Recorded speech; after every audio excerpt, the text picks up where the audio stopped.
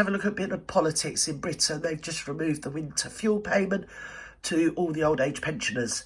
I'm not even an old age pensioner, but I freeze in my house in winter. I can't afford to heat it. I usually just have one bar on and just have to sort of wear Huggies, which is a great invention. If you haven't come across them, they are fantastic things. Huggies.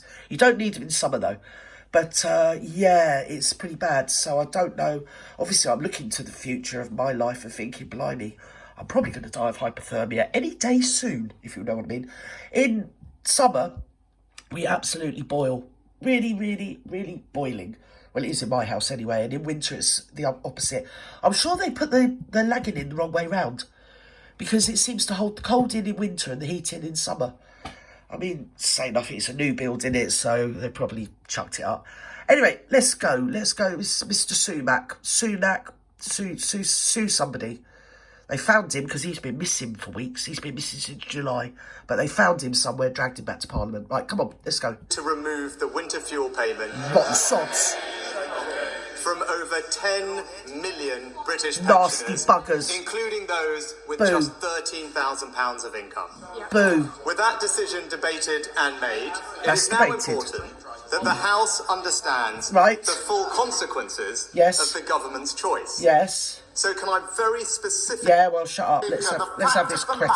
Is this. Right, let's have the facts. The 22... Right, let's listen to these facts. And you can stop pointing, love. I don't know who you're pointing at. You can put your finger down. That's what you need to do before a dog comes along and bites it. £1 billion black... Personified in this case as me. Pointing at me, you madam. Right. Oh, another finger. Another finger's coming out. Let's all point and wave our fingers. Shut up, Mr. Stummer. From the OBR, Richard OBO Hughes is Kenobi. absolutely clear. It's the largest year-ahead... Look, he's surrounded by all them old bints, isn't he? You see them, all the old bints there. Look at their spiteful haircuts. There's Angie Complainer over there. She's sat there. She's mulling over what she's got to moan about. She's thinking, oh, if I get myself near that bloody microphone, I'm bloody going to have a good old bloody moan, I am. A bloody moan. Made me bloody sit here. I'm not allowed to say out. I'm bloody Ange, I am. That's what's happening. You can see it. She's going to lunge at it. She's got the marklets, she has.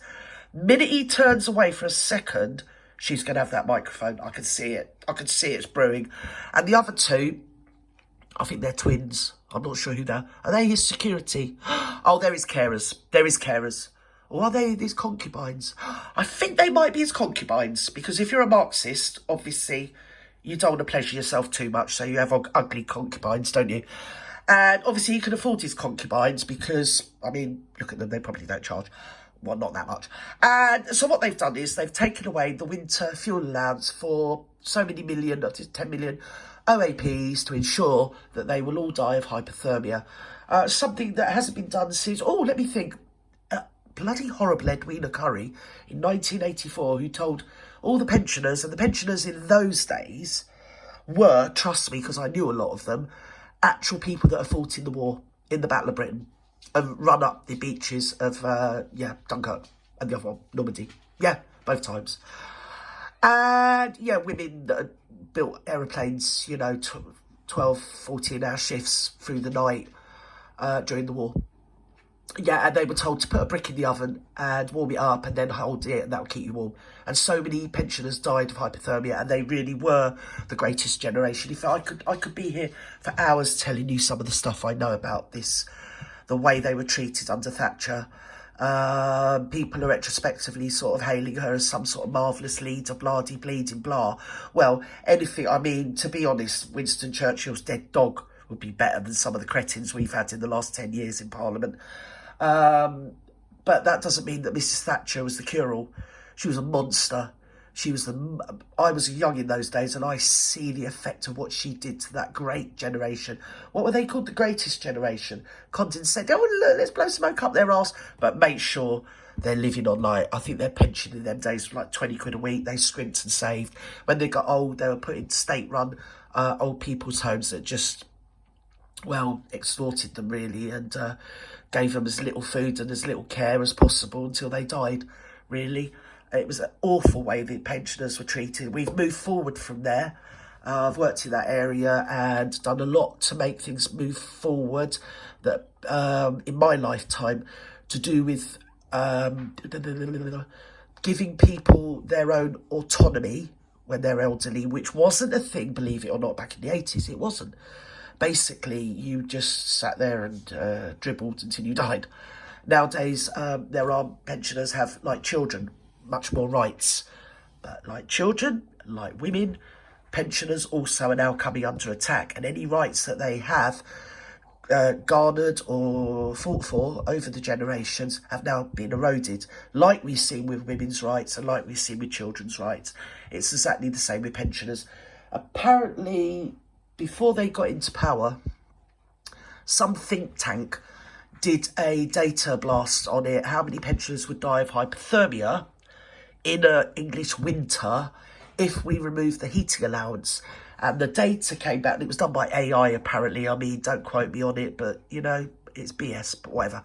The data came back that they would lose, the government would lose 4,000 pensioners per winter if they remove the heating allowance, because it is endlessly cold and damp and just miserable in Britain. We're not, well, we are temperate, but we're not very temperate as well. And when they actually passed it yesterday, because everybody voted for him to remove the pensioners' heating allowance, all the Labour MPs cheered. They all cheered.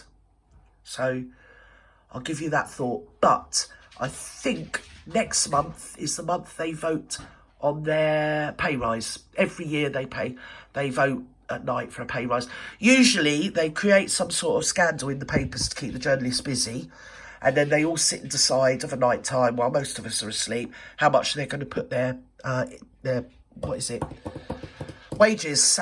salary up by, and also with the salary, their bonuses, how much that's going to be increased by, and also their expense accounts. How much is that going to be increased by? Now, don't forget, we pay for 2 houses for them. They've got their main residential house and they have their business house, which we pay every penny for. Down to, there's even been MPs that have actually put like something as trivial as a Kit Kat on their expenses. There was one of them put a poppy, because he had to buy a poppy to go to some poppy event where he was expected to be seen wearing a poppy, and he claimed for it on expenses. These people are demons. They're demented demons. And we all need to be on them like a bleeding chickenpox rash to see how much expenses they're going to claim and how much winter fuel allowance they're going to claim for their offices, for their first home, for their second home. When I say offices, I mean their because they all have offices in their constituency, their MP offices in their constituency, which again is offset by the taxpayer through expenses.